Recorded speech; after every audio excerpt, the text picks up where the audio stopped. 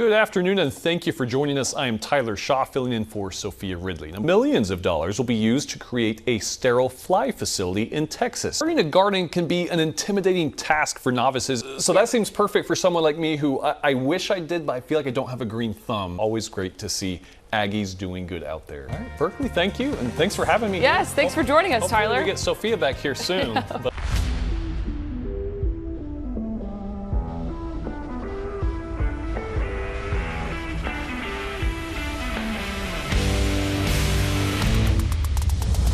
What's going on, everyone? This is the Aggie Gameday Extra podcast. I'm senior Texas A&M sports writer Travis Brown here at KVTX.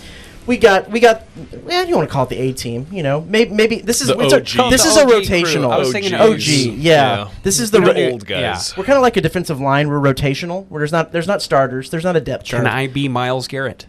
How fast do you like to Can drive? I be Deshaun Hall? At least let me do that. Okay, you can be Deshaun Hall. You can be Okay. Day. Over there, Chief Meteorologist Max Crawford, a.k.a. Deshaun Hall. Yes. Over here, Sports Director. I was almost trying to say senior. Who am I? Sports Director Tyler. Well, you haven't been around for a couple of weeks, so I kind of forgot who you were. All right. Well, who would Fair you like enough. to be on the Aggie defensive line? You know what? Albert Regis. I like that dude. Yeah. Albert Regis is a Yeah. good pick. He He's- is a good pick. You know, Yeah. I'm blanking on a couple of the guys who, right after Miles and Day left, who were two really, really good defensive ends, really solid, and I just can't remember. I did a little background research on third down defense. Tyree Johnson was kind of a terror. That was Yeah. one I'll be that I was Tyree thinking of. Johnson. Tyree Okay. Johnson's a sleeper I like pick. Tyree I Johnson. like He that. had like 2 sacks against Bo Nix at Auburn game, Hey, just and on he's- third down. He's not easy to bring down. No, Dude, no. do you remember that one scramble play that he had against us in 2020? Do either of y'all remember that play? reminded me Yes. of Johnny Manziel. I know It what play really you're talking did. about. It was looked very- like Johnny. But Yes. I'm pretty sure Bobby Brown missed 3 tackles on one play. Yes, very Yeah. much so. Oh, Anyway. another A&M defense lineman I love. Can I be a mix of Bobby Brown and Albert Bobby Regis? Brown that was would pretty be good. that would be pretty insane. Bobby Brown was pretty good. Yeah. We're going from the big guys, the defensive linemen, to the little guys, and we have a new little guy to welcome in the KBTX family. Alex Egan, our director of special projects, who did the playoff live streams with me last year here, and Katie Opperly, his wife, who is the evening anchor here. They welcomed a new little one to the earth. This is baby James. And just gonna celebrate all around here. The What a KBTX. cutie. You had you recently had a new child, Max. Yes. What are they going through? We have not had our children yet. What are they going through right now? Potty training and smiling and laughing is the. Well, that's what you're going through. What are they going through right now? I've been smiling and laughing way before I was potty trained. What is James going through? Yeah, where's James going through? Right. I mean, shoot. His favorite time to party is in the middle of the night, as I'm sure they have found out over and over and over again already. Alex said something to the extent of like, "Yeah, I'd love to get a little sleep," and I was like, "When you find sleep, you let me know because I haven't been able to do that just It's hard yet." to come by. Your dad too. But yeah, man, you just get the snuggles right now. Tyler, what is there about this time that's so great as a dad? It's been a while for me. I mean, I've got a 9-year-old, but this time is coming quickly again for me. You had a Yes. child as a child. Yes. Not as a child. Okay. Not as a child. I wasn't You were actually a child. You were But yes, you were an adult. I was a but parent very young. as a figurative I was child. in my early 20s. Yes. Well, but yeah. But yeah, it's and it's different at that time of life too, because my early 20s, and I was still in college, and so it is hectic. But she kind of like. I don't know. She's a very chill baby, so I mean, we just kind of our schedules are so different with classes and stuff. So she's kind of rolled with the punches with us. It'll be a lot different the second time around. For sure. I think another thing about this stage, it is so cool. Like every single day, you just kind of learn something new, and then like a couple months in, you get more personality and stuff, and it just gets better and better. It's wonderful. It's cool when the personality starts to come out, and you kind of see, Yeah, but it's right now awesome. you're just getting some snuggles, keeping him alive, making sure that he's nice and rested and fed and all that getting good little stuff. naps And in. as a dad, you're just like, let me know what I can possibly do. Lots of diaper changes, Oh yeah. and then you go from there. Well, good stuff from the Egans. Now we'll transfer from that baby Big to boys back to little to boys back to to- big boys because we're gonna head into the headlines here of this week, and the first one, a little heartwarming one that we had was the fact that Albert Regis, one of that you mentioned, one of A&M's big guys on the line, he just recently became a father as well. So did Jacob Zeno, quarterback, backup quarterback for the Aggies. Jacob Zeno, who might be older than you, Tyler. I mean, I wouldn't doubt it. I mean, that dude's been around for a while. Yeah. So Albert Regis and his fiance had a daughter 2 months ago. So he's like having to do the whole summer workout, fall camp thing with a small child. How would y'all have handled that if you were having to wake up for like basically 2 days with a 2-month-old? I don't know, man. Both sets of grandparents would have to be here and helping because I don't know. That would be super rough. I will say though, we might see a little more from him this year. He might have that dad strength to him. That's true. Because that's a real thing. That's true. You become a dad, and there's just something that happens that he might have a little something extra this season. You could get some dad lower back pain as well. Yes. Hopefully that does not happen. Carrying to the baby Regis, around. But yeah, we'll go dad's strength. I think a little bit of extra. You did ask him like, would being a dad provide a little something. We actually had a good quote from him about just kind of what it's been like going through being a dad and what kind of translates to on the football field. Everything I do, like, I always think about, like, is my daughter going to be affected by this? Is my lady going to be affected by this? Like, that's my family. When I come home, I got them waiting on me, and it just gives me a sense of happiness. And then in the morning, when some mornings I'm just, like, overly tired, and I'm like, man, I don't know if I can do it today. And then looking at them before I leave, I'm like, you know what? They sleeping great, looking great while they sleep. I can keep going because when I get home, I know they're gonna be waiting on me, and it's all gonna work itself out. So some heartfelt, heartwarming moments there from Albert Regis, but we also have the fun that's going to happen at Kyle Field, the LED lights displays. I got a little bit of video of it we'll show here in a second. There's like a helicopter video of it over up top angle. What are we thinking about the Kyle Field light shows? Well, if you ask the athletes, they say it's long overdue. Okay. Well, I mean, that's the most important part. The athletes all love it, the idea of it. They said, we've been going to all these other stadiums like South Carolina, and we want that at Kyle Field because they say Kyle Field's already one of the best atmospheres. This is just going to enhance it. I kind of agree. I think college football is meant to be fun. I get maybe there's some purists out there that we can't take away from the traditions that make A&M. I don't think this will do that, but I could be wrong. I don't know, Max, what your thoughts are on the lights. Those same people are still chirping about the Jumbotron in old Kyle Field when it surfaced in like 07, 08 or something like that, and how that was what really killed Old Army. But yeah, you gotta keep up with the times. It's about the fan experience, but like if it gets the players hyped up, that's what's the most important part. If it somehow, some way contributes towards the momentum, motivation, whatever you want to call it, part of the game, I'm all for it. Give the players what they want. Just imagine Mo Bamba with a little light show. Hey, I tell you what, like that could be pretty wild. I am excited to see that, especially, not especially, I think only in night game environments, but yeah, I think it'll be fun. Well, and it's something that people don't understand, too, that we've seen from some of these other places we've been that have them.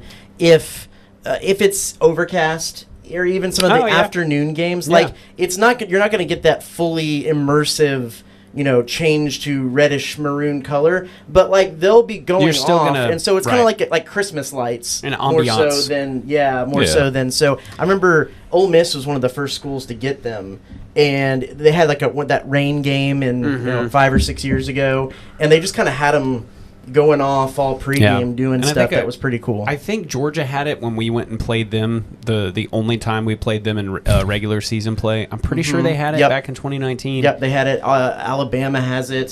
South Carolina has it, and South Carolina overuse it. They go really hard. I don't think A&M's going to use it as much as... No, probably not. Right. Trev Alberts has already kind of come out and said that it's going to be mixing with modernity and tradition. Well, all and at the that's same the time. whole. That's what you try to do if you're A&M, right? Is you try to channel the good old Aggie spirit while also keeping up with the times. Yep.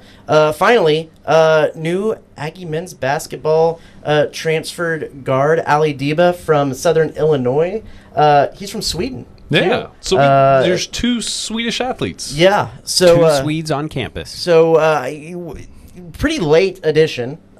He did average 17 points, which is pretty good. A lot of guards. I mean, I know it's fast pace, a lot of pressure, a lot of 3-point shooting with buckyball, but they have a lot of guards on this team. Yeah, but I think that's exactly what you hit it on the head. That's buckyball. Yeah, I think we're probably going to see that. And look, in this day and age, especially with basketball recruiting, you get the best players available. You know, you figure out the kind of fit and stuff. I mean, it's just like when you draft a team, you don't per se like the NFL. In the NBA, you don't draft for position. You just draft who's the best player. And I think kind of that buckyball is. Hey, these guys can shoot. These guys can run. These guys can play. We'll find a spot for them. Other than the fast pace, like in-your-face defense and shooting threes, I don't know a ton about buckyball. And honestly, like, let's be real, I don't know ball in general.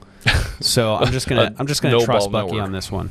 Yeah. I mean, and when I talked to one of the guys who he coached with in high school over in Alabama high school, and he said, they had all these players, and he said when they hired Bucky and he was like 24 or 25 to be a major high school varsity coach, they were worried about, like, okay, is he going to be able to handle the parents? Like, is he going to be able to handle if little Timmy isn't playing? And the mom, well, that wasn't really an issue because they were rotating so many people in because they were playing so high octane that, like, everybody got to play. So we'll see how much that translates to the college level too, from some of that. And then, so our final headline of the week: Aggie soccer started off the 2025-26 campaign with a tie against Baylor and a late winner against Lamar. I don't know how much y'all got to. I was at both of these games, so I won't necessarily defer to y'all too much. Aggie soccer is going to need to find some attack. I mean, yeah, you look at the amount of shots, the amount of corner kicks, the amount of shots on goal they had in these games were high compared to the opponents, but a lot of that on the second game, the Lamar game, was because they had 10 minutes, 11 on 10 because of a red card.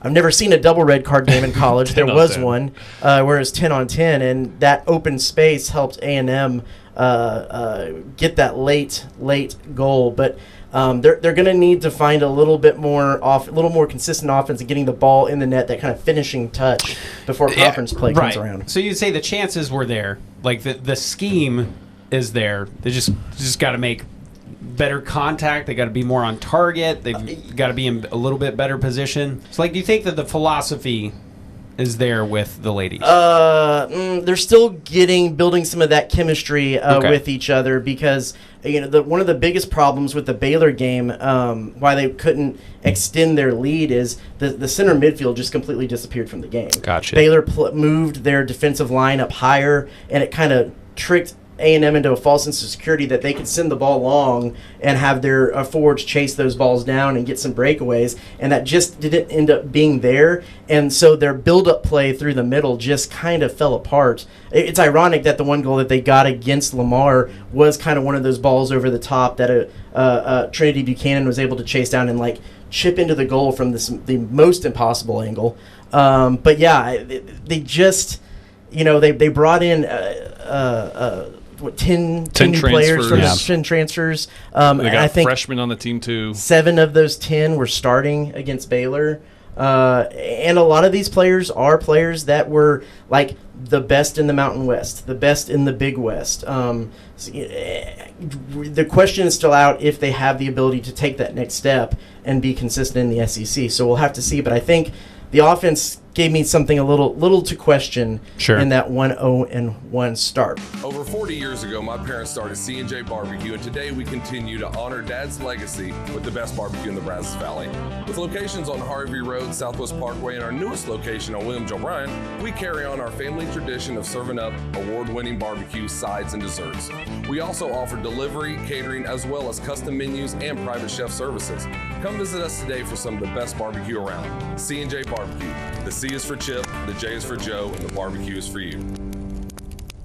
Well, let's head right into the main conversation here because it's previewing the Texas A&M season. The season is upon us. Next week on this podcast, we will be previewing The Roadrunners. the Roadrunners. We will be talking a little bit about UTSA and all that implies, but we got to break down what this Aggie team is first. Well, let's start with overall observations. Max, what excites you the most? What worries you the most about this team? Well, first of all, I've been the annoying guy who has been correcting the casuals of saying, yeah, I think we play UTSA that weekend after Labor Day. And then like we play another team. No, they're similar. There's a U, there's a T, there's an S, and an A in both of these teams, and we play them both early on. But it's UTSA first, and then it is Utah State. Put some respect on Bronco Mendenhall's name, man. 100%. And we got to go out and beat the Aggies. You know, so we got Aggies on Aggies, and Aggie on Aggie violence, right? So yeah, I've been that guy. I've been like, no, it is UTSA and then Utah State. So I've been that guy in my friend groups. That's been fun. I think I'd just boil it down to one word: offense. I'm excited about the offense, and I think that was a question mark beyond the defensive backfield, which was already much talked about from the past or the last couple of games of the season. Kind of boiling point at Elko's presser in the bowl game, and so that was probably one of the main talking points of like, well, what are we going to do there? But the question was, where are we going to find speed? Where are we going to find proven talent? We need wide receivers. We need this. We need that. And it appears as though, and this is just me reading the press clippings from you guys and others, it appears as though we're starting to find it. That Colin Klein's starting to figure out the weapons that he has. And I said this last week. Dude, for a very stoic guy, looks pretty excited about the weapons that he's going to have. So, yeah, that's what I'm excited about. Tyler, what about you? So, when I think about 2025, I think of experience. I think that's what why there's room for optimism, I guess, for this A&M team is because of the experience. Early on when I kind of first was looking at the schedule and looking, comparing to last year, it was a little bullish on this season. But the more I thought about it and the more of that experience is going to be a big strength for them. They could do some pretty good things this year. The potential is there.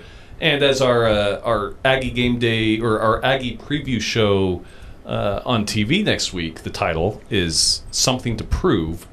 I think that A&M has everything to prove in the world after what they showed the potential of doing last year and then the late season collapse.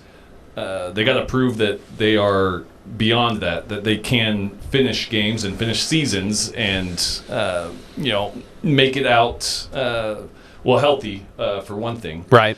That'll be a big thing. But if healthy, I think this team has a lot of potential. People think this showbiz that we're in is so refined and polished that Something to Prove was selected as we were both like texting, laying in bed at 1:30 a.m. Trying to come up with show titles. Yeah.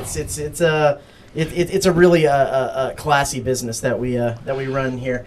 I think that for me, the thing that I'm the most excited to watch is the A&M passing game, to see how that's improved, to see how these wide receivers fit in, to see how the tight ends fit into the whole system. When we've been out at practice, especially watching some of the wide receivers, the amount of time that they're spending on, from what we see, caveat, on different blocking patterns with bubble routes, with short slants, with 2 wide receivers, things that you can obviously tell are a part of a strong RPO system where you have to kind of read what the quarterback's doing, then read what you're going to be blocking and all the above. It has been really interesting to me. But then all the conversation, we've talked about it on this podcast where everything coming out of that first spring game or first scrimmage of the fall camp was explosive. This is an explosive offense, and we haven't seen an explosive A&M. When is the last time that you can say that there was an offense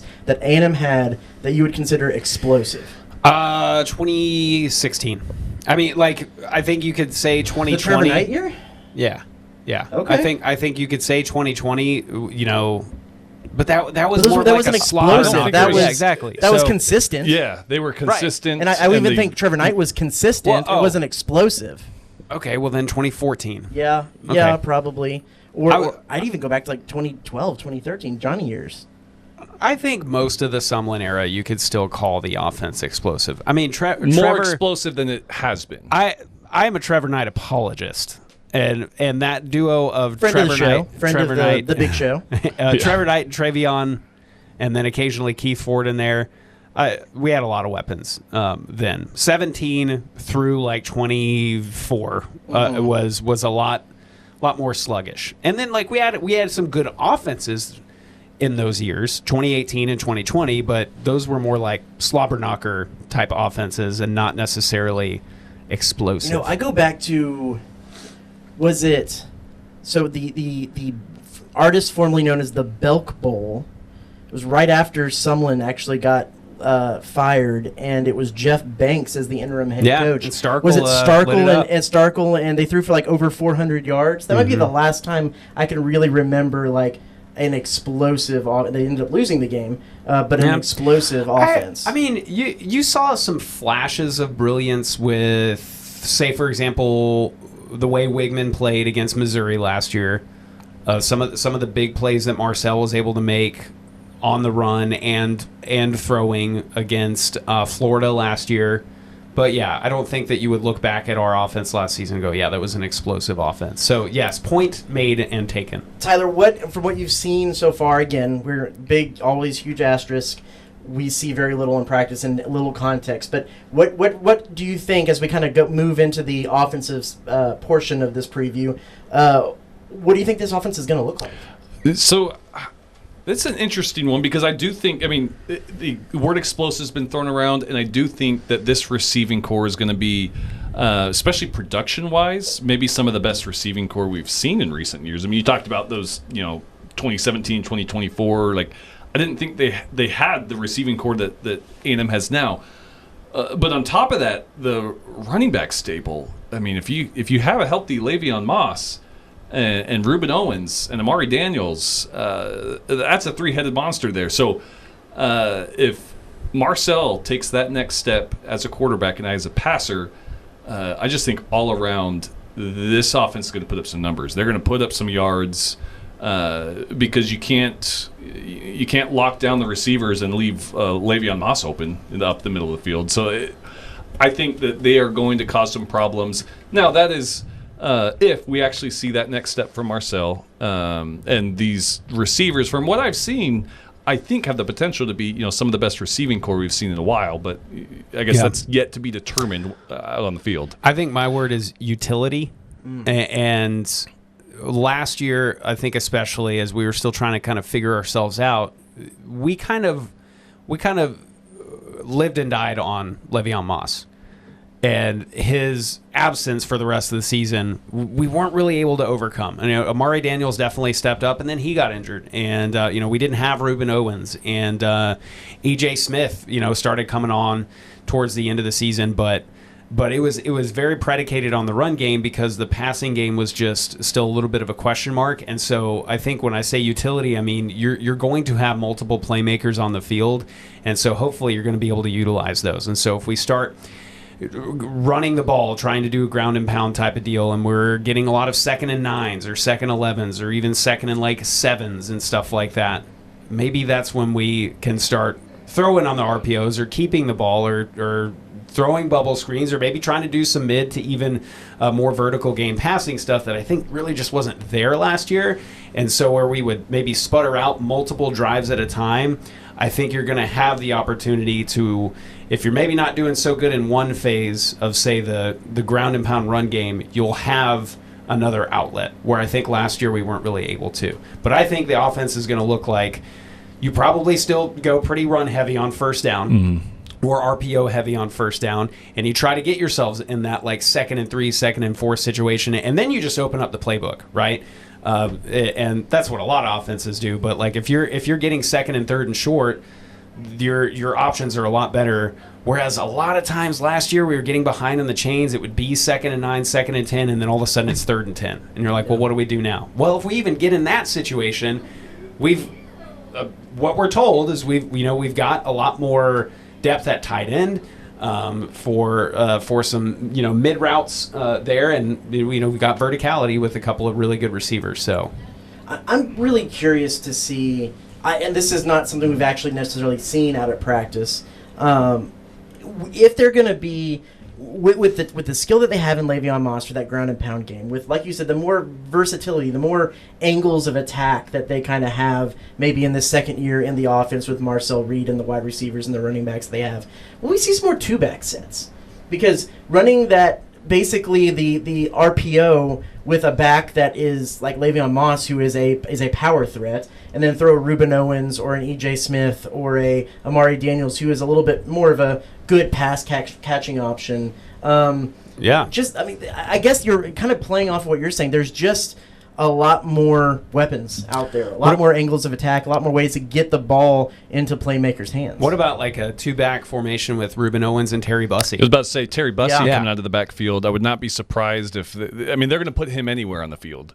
But yeah, he's going to be a guy that brings a different dynamic. It's going to be hard to game plan, I think, for an offense like this. I think that's been, sorry, Travis. I think that's been a lot of the conversation on the Twitter sphere is like, we're talking about all these guys, KC and Mario Craver, and a lot of people are like, well, what about Terry Bussey? And like opposing fan bases are like, Terry Bussey went there to just be a blocker and stuff. And I don't think it's very wise to count him out of the game just yet, because Anaya Smith, I think, is, and they've in pressers have kind of mentioned like this could be kind of our next Anaya Smith. Maybe not quite as shifty as Anais was, but it seems like he works just as hard. And I think he's going to be a dude who is open a lot and that they use in a lot of different packages. Well, Terry Bussey was the talk of the offseason 2 years ago. Right, Coming in right. freshman, he was the guy. How are they going to use Terry Bussey? Get Terry Bussey out on the field. I feel like the guy that's taken that mantle this year is Ashton Bethel Roman, who has been.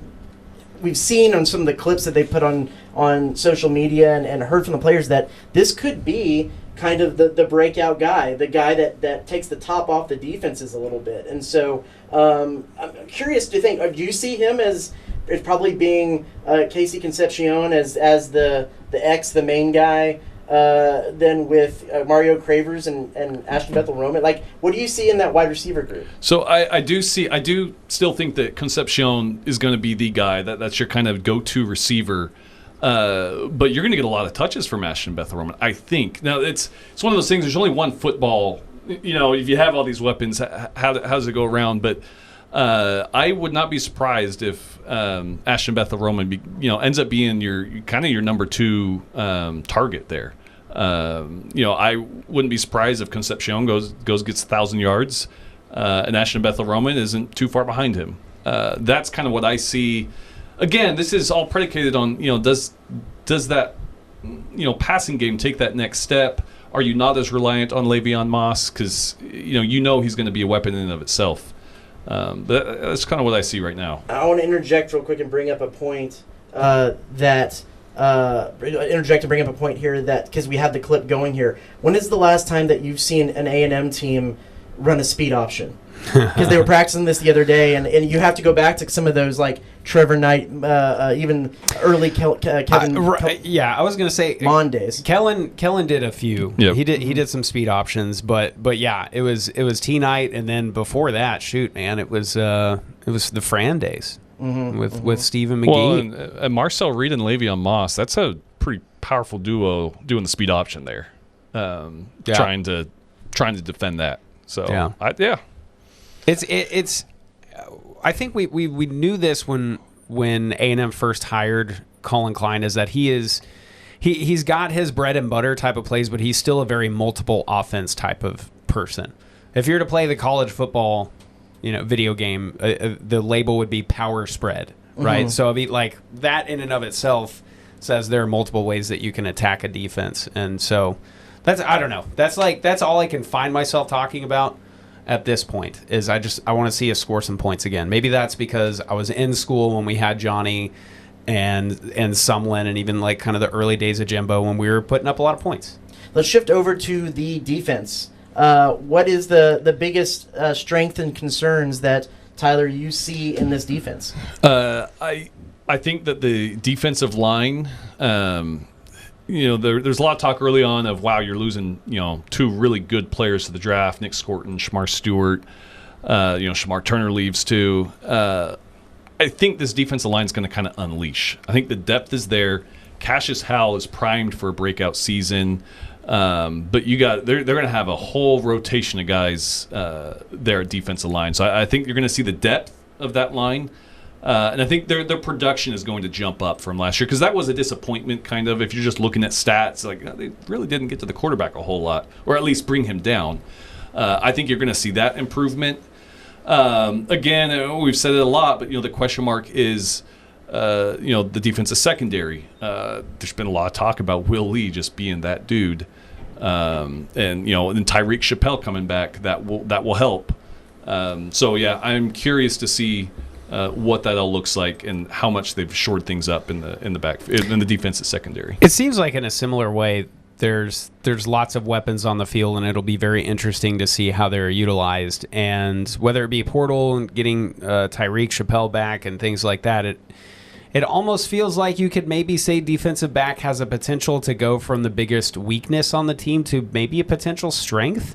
Yeah, that might be stretching it a little bit, because there are still some questions to be answered. But if you get the right people in the right place, and there's obviously a lot of talent there, then maybe you could be cooking with something good. I think my biggest concern could be defensive line, but just to have a different answer, I think it's maybe linebacker. I mean, you've got your two dudes. You've got York and you've got Scooby Williams.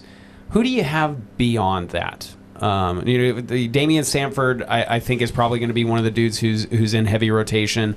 I've heard Jernigan's name mentioned and things like that, but those are a couple of dudes who, I mean, Sanford's has made some plays, but I think linebacker is going to be very important, and a defensive line that obviously has a lot of talent. You feel like you're going to be able to rotate, but if they're having an off day in the run defense, you've got to have a couple of killers at linebacker. This is something I wrote about yesterday, and I'm going to say it's both what I think is the strength and the concern, and that's third down defense. If you go back to 2020, 2021, the last couple of years that Mike Elko was the defensive coordinator here, A&M, especially in 2021, they finished 13th in the nation in third down defense. That was a salty defense. They were just absolutely unreal on third down, and a lot of that goes to the fact that they had like whole third down packages. They had guys, it was like special teams. Third downs was a special teams situation where they rolled out usually a dime formation, sometimes different guys on the defensive line out there. We were talking about, Tyree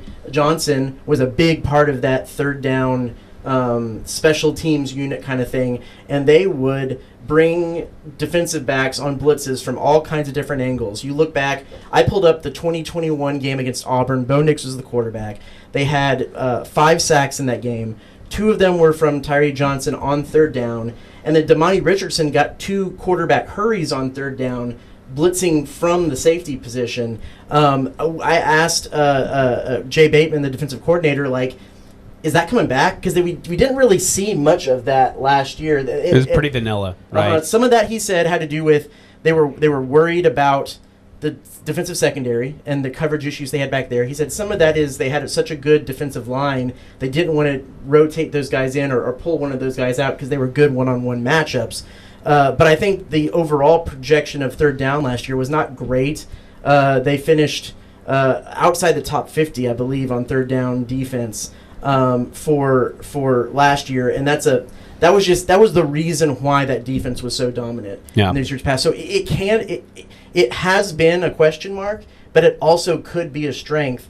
I think Jay Bateman's quote on it is that Mike Elko's exotic defenses are in bloom right now during fall camp. And I think you're going to see a different defense now. I mean, with Elko kind of taking over more control, more hands-on. Last year seemed to kind of almost be experimenting the waters.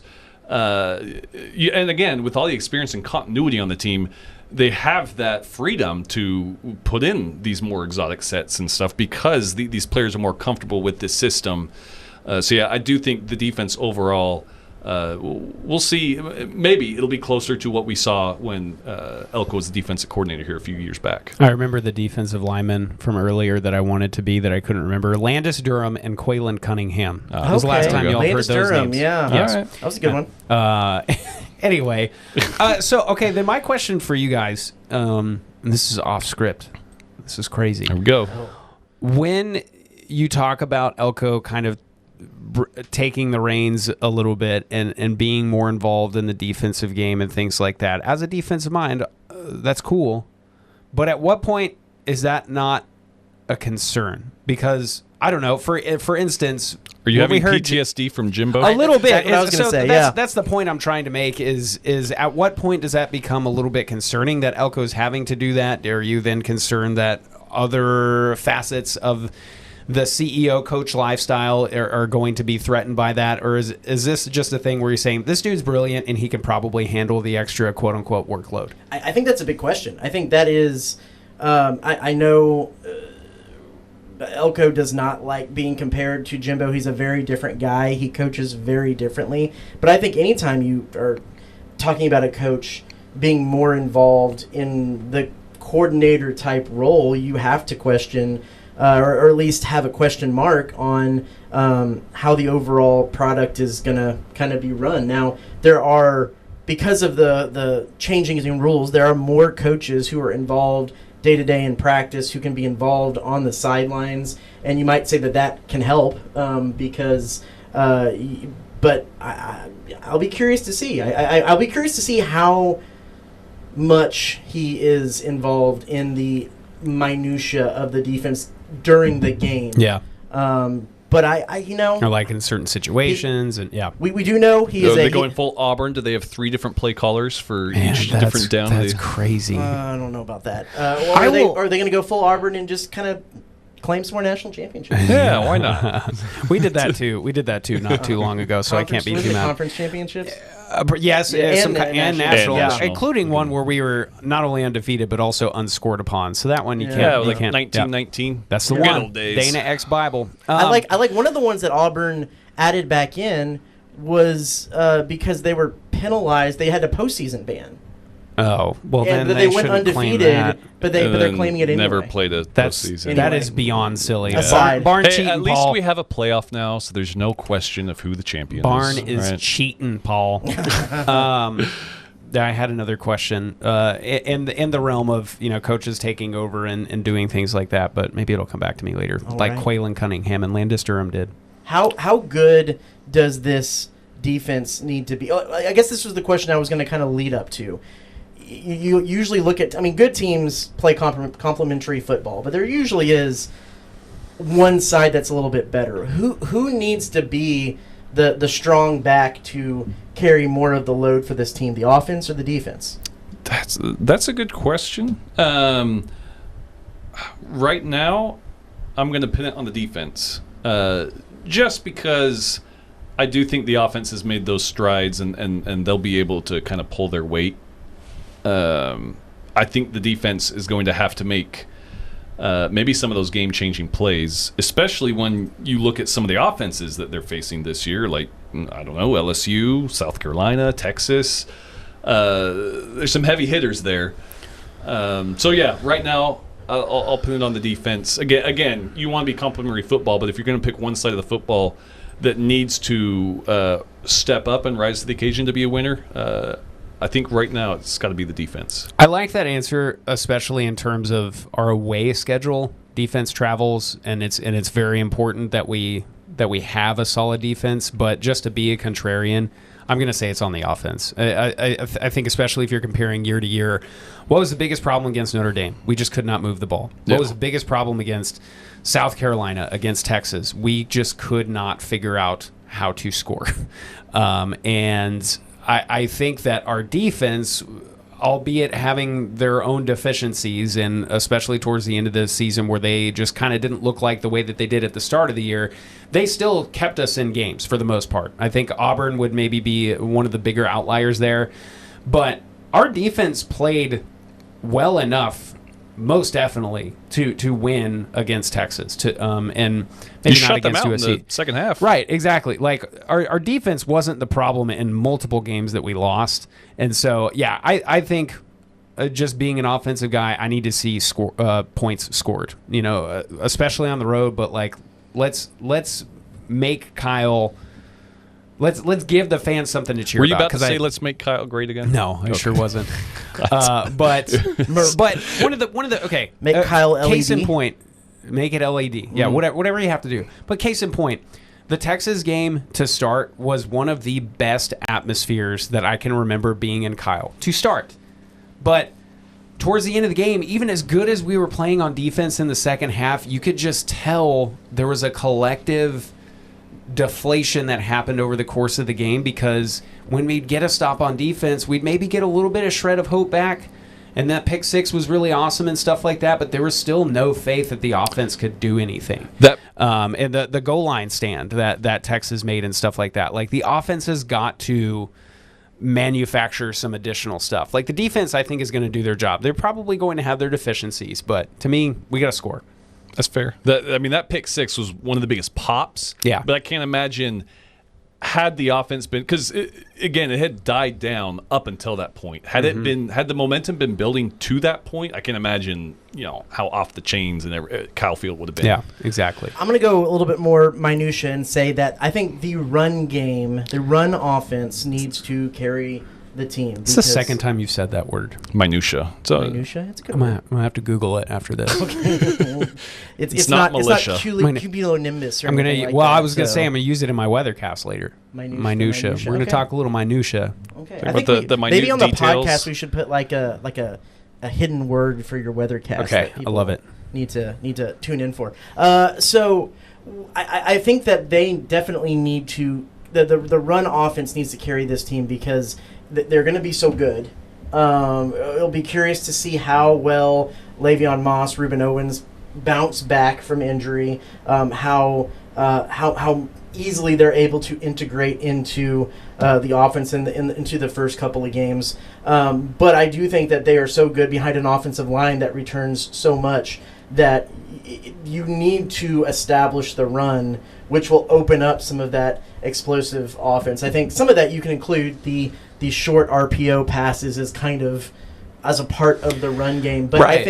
I think that the run should set up the pass for this team, and they're going to be at their best when they can establish that run and then just really open up the lanes for Marcel Reed to let it go. 100% agree. Absolutely. Well, let's go into the part that everybody wants to know, the predictions. What do we think this season's going to look? And I did not look at your two predictions before I did mine.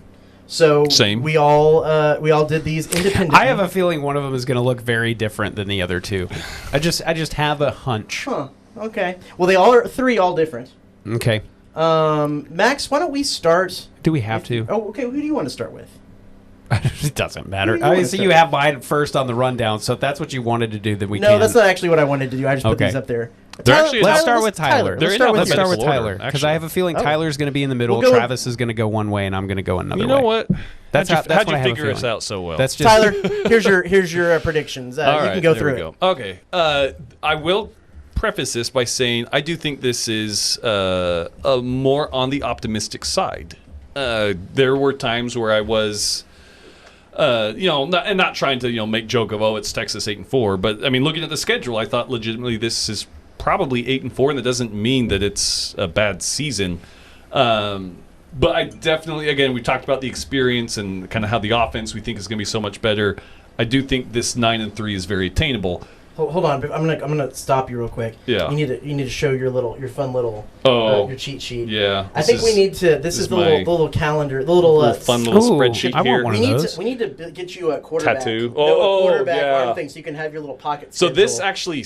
this pocket schedule sits on my desk all year, and I look at it all the time. My old one was underneath this one. I have the 2024 one, and that one's all ripped up.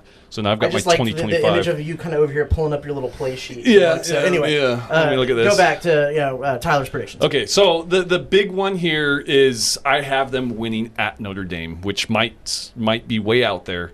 I just think Notre Dame is one of those teams that has a lot of question marks. They proved me wrong last year. They've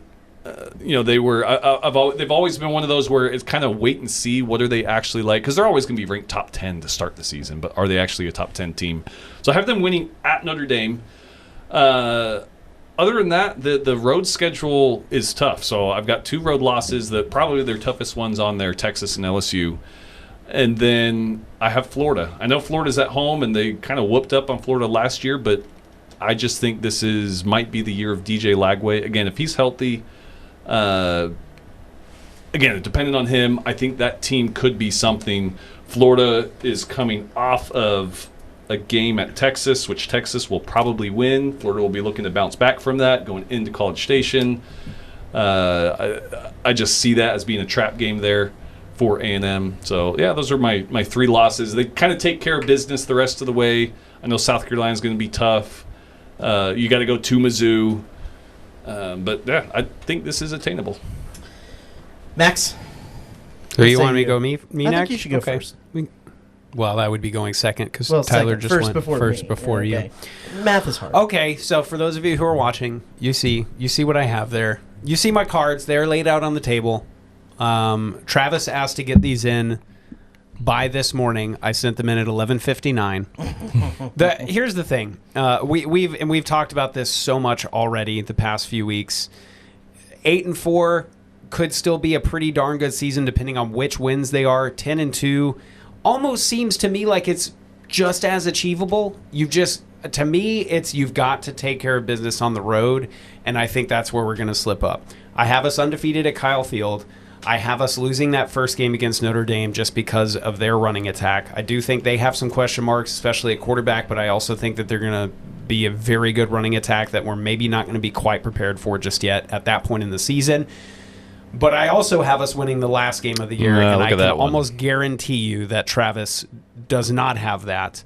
I think, assuming we're 9-2 at that point in the season, we are probably playing for something, and I think just about everybody on that team knows what happened the last time we were playing for something.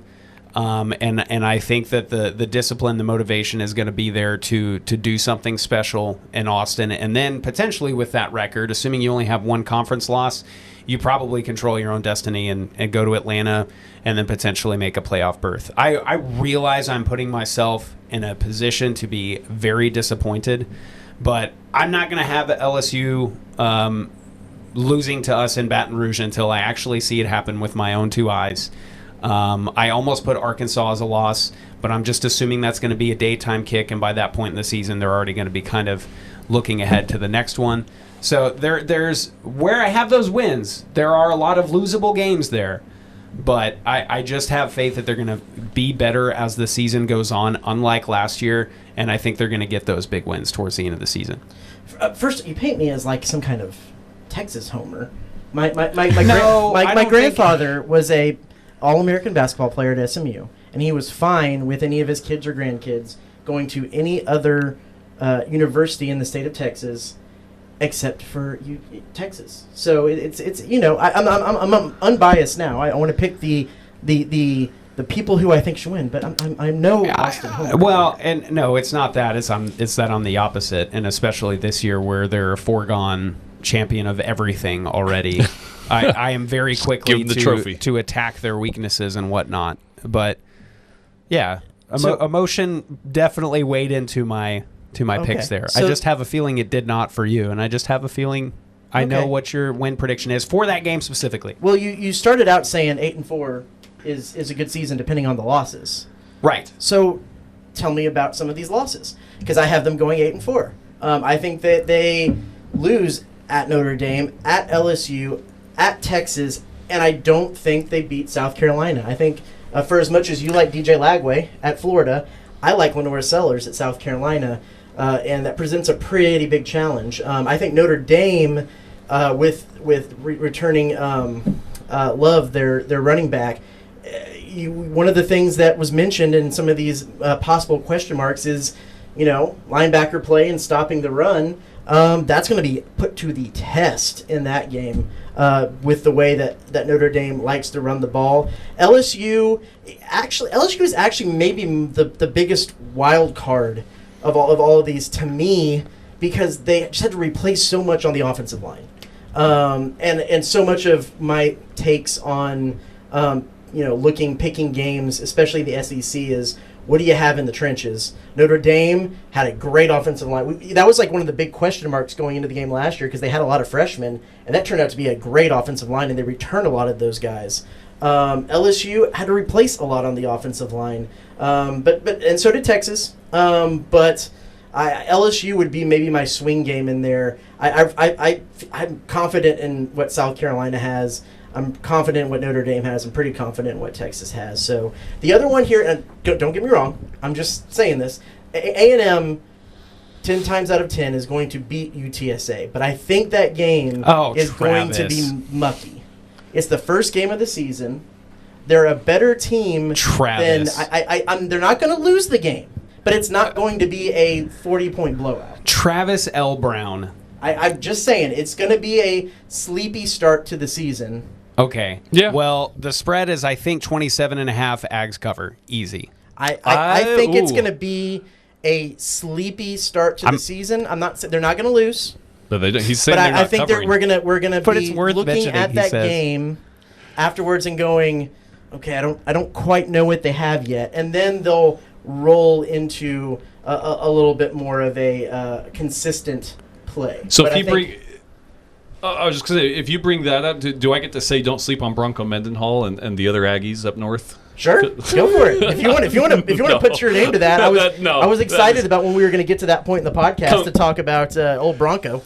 Completely joking. They're a terrible team. So They lost everything. I might be thinking of the spread of the Utah State game and not UTSA. But okay, so if I may pick apart your picks here, and because actually I'm going to answer your question that you asked right when you showed this first. You said, "Is this a good season?" My answer is no, because of the losses that we're looking at here. You did not beat any of the teams on the marquee of your schedule. You didn't beat Notre Dame. You didn't beat LSU. You didn't beat Texas. I kind of need a win from one of those, right? You beat Florida. Yeah, Florida's a good one. Fine. At again, Missouri. for the most part, you took care of business at home. So, like, it's a season you can build off of, most definitely, and I think that generates momentum going into the next year, totally. But to me, what I'm looking at is a schedule where we start off the season slow, especially since we're going to lose to UTSA, and then you can't get anything going at Notre Dame, and then you're also telling me, okay, well, we win at Arkansas, at Missouri.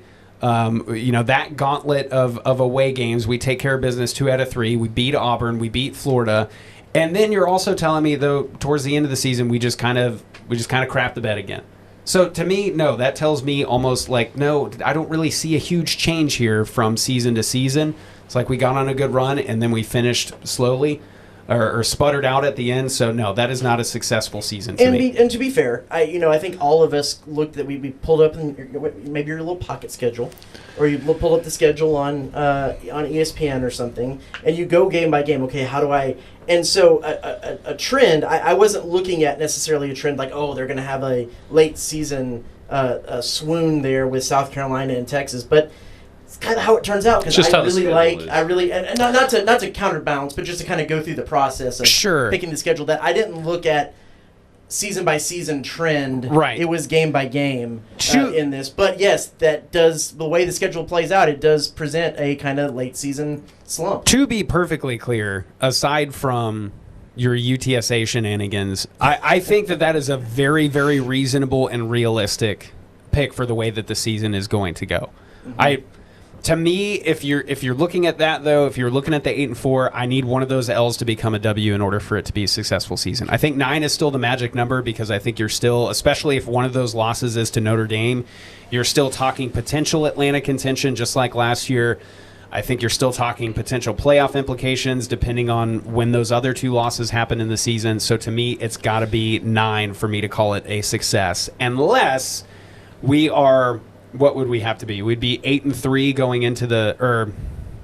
I'm trying to do math, y'all. 8-3 8-3 going into Austin, and or even 7-4 going into Austin, and we take care of business the last game of the year, and that 8-4. I hate to put that much weight on the Texas game, but that tells me that we can at least do it. So that 8-4 I would be okay with. Looking at that too, and maybe even. My prediction, maybe even Tyler's a little bit. The other, and we don't have to get too much into this, other big news of the day is that the College Football Playoff announced that they're going to change the way that they look at their strength of schedule metrics. Now, to me, I hate that. Everything was already weighted for the SEC and the Big 12 to begin with. They created power conferences by bringing in all of these schools that were just making all the money they could off of eyeballs on TV sets. Already had the strength of schedule metrics were fine because they're already getting all their teams in the playoff. What they wanted was more automatic bids to be able to make more money off playoff games. They staged a holdup and got what they wanted disguised as strength of schedule metric. That's just my take on all of it. But that is 1/10 of your take, if that. You're right. But maybe I'll write a column. How much time do we have left in this pod? Maybe I'll write a column. I was going to say you ought to, or we could even do a whole other pod about this. We probably could. We won't do it now. But that being said, that should play in A&M's favor. A&M is one of those teams that, as you look at last year's season, I mean, they weren't on the playoff bubble by the time the Texas game happened, but a team that is hovering around 9 wins, 10 wins in the SEC, that's what this is made for. That change is made for. You don't lose to South Carolina or Auburn with these new rules or whatever, then, I mean, could have. Yeah. Anyway. Coulda, woulda, shoulda. Let's close this out real quick with our fun new favorite segment of the podcast. That is Around the SEC, where we take a look at something that happened around the SEC, but probably outside the lines on the field. This comes from our good friends. I think they believe it's a Gray station. And I can't. My thing is too small here, so I can't read the actual WKYT. Yes, what he said. A woman over out in Kentucky, got mad at her ex-boyfriend. Went and it was poured salt down the gas cap, which that's what really kind of did the worst damage. But also smashed the windows, slashed the tires, smashed the GPS unit on the inside. It was $12,464 of damage. But the part that really gets me here, and yes, the truck was totaled because of all the other stuff, but this is kind of diabolically genius. Dumped a whole bunch of glitter in the air vents. So, Lauren was joking, my wife, if she not necessarily was getting mad at me for these reasons, but wanted to just play a prank and put a whole bunch of glitter in my air vents, like before I was going to go to a Monday press conference, and I walk in looking like Kesha. I'm going Kesha, or I'm going to go to a Taylor Swift concert. Like that's pretty diabolical. What do we think? What is the most diabolical piece of this whole shenanigan? Honestly, I mean, your car's totaled. The salt and it ruins your engine. All of this smashed windows. But the thing that would get me the most riled up and angry is the glitter, because you cannot get glitter out. You have a 9-year-old daughter. I'm sure there's plenty of glitter. Yeah, and she's an artsy person. She loves arts and crafts. So I've had my fair share of glitter around the house. If that stuff gets on you, it's just part of your outfit, your skin, your DNA, eventually. In your hair. Literally, I still probably have pieces of glitter. I'm just gonna say it. It's the herpes of craft supplies. Pretty much. Yeah. That's. I can say that on a family-friendly podcast. Right? Okay. You just did. I did. Max, what stands out to you about What you just said stands out to me. Yeah. I honestly think, and you should put this in here in post. To me, it's the ear-to-ear grin on the mugshot. Mm-hmm. She knew what she did. She knew she was guilty, but she did not care because she was quite satisfied with what she did. And turn. She was. It's gonna be too small, but I Okay. do like to make Max. Is very yes. Yeah. She was very happy with what she did. That was what grabbed me the most. But yeah, throwing the glitter in there is kind of like the cherry on top, the glittery cherry on top. Yeah, as according to the article, the defendant here told the ex-boyfriend afterwards that she was stressed out because of her pregnancy and she was sorry about the damage. So apologies. Yeah. Yeah, We're, at least she's sorry. She didn't she's seem sorry in the mugshot. No, she didn't. But yeah, I think for all you kids out there, if you want to really have a good prank, put some glitter in an air vent. Oh, and, don't do that, please. And see what happens, because that's fun. So yeah, maybe well, A&M seems to never really play Kentucky at Kentucky or anything, but next year maybe there can be like a nice LeBron James-esque glitter toss. Maybe they'll play each other in a bowl game and we can play Calzada. Oh, yeah. Or maybe you go. he'll transfer again to UTSA and they can beat us 2 years in a row. There you go. I don't know if he's dating anybody, but it sounds like what's her name is single up there in Kentucky. So, that could be Oh, good the lady option. you just Yeah, mentioned? the I was like, lady- what are you talking about? Okay. Anyway. Well, I'm just throwing my phone everywhere. I think it's time to get out of here. Thanks so much for listening. We will have... We'll start. It's game week. It's week 1 Yeah. for the Aggies There's next week. oodles of content coming. I have clearly, as we've already discussed, I have so many thoughts about Yes. UTSA. I was going to try to get into that, but that's for next week Write 'em all we'll out. get into to that game. We'll talk to head coach Mike Elko and do the whole game week. Tyler, you ready? Are you ready for Are you ready? for football season? I asked that both for the excitement of football season and the And dread. logistically, the am I actually ready? No, but ready or not, it's here. It doesn't matter if I'm I'm not ready. either. It's here. Yeah, it's but here. We're gonna no, do it. I'm not ready. So we'll be back with all of that next week. Be sure to check KBTX.com, KBTX Sports app, the KBTX normal app, all of our apps, the KBTX weather app while you're at it, for all the coverage that we have going on in this room. See these guys on the broadcast and then be back here as we break down that next game. So for Max and Tyler, I'm Travis. This is the Aggie Game Day Extra podcast. We'll see you next week.